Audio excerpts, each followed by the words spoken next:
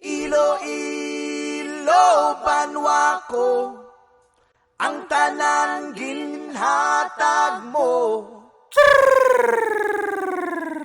Ay, so yun, what's up mga katutoys? No, kung makikita ninyo, siyempre naglalakad naman tayo sa syudad sa Iloilo City.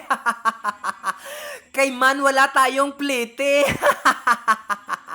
No, kung makikita ninyo, siyempre napaka-amazing na naman siyang syudad sa Iloilo City kasi na nandito naman tayo na napakaaga pa tayo. Naglalakad tayo kasi gusto natin magpabalhas. Dahil gusto ko makapasok at makasulod dito sa may Capitol kasi nga for the first time ko na makasulod dito nga nakadugay-dugay nga man ako dire sa may syudad sa Iloilo City. Nagminanol-manol muna tayo dito.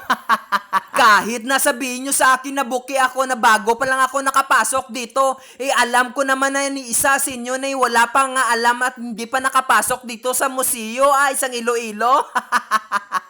Abot ko man yan ng mga ugali nyo, talagang napakadugay na dito ninyo sa may syudad sa Iloilo. Ni isa sa inyo nga, hindi nyo pa alam kung ano itong laman ng museo.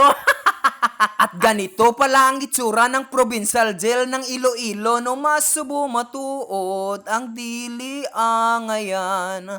Provincial jail ang akong ginsudlan.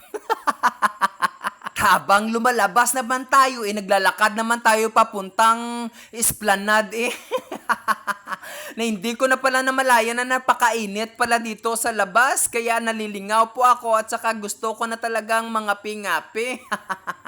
At siyempre, abang nagtatambay tayo, siyempre hindi pwede madudula yung pangapi ko araw-araw. No, napakasarap pala dito na matumambay kasi nga tahimik lang at saka napakahangin kahit na mainit yung klima dito.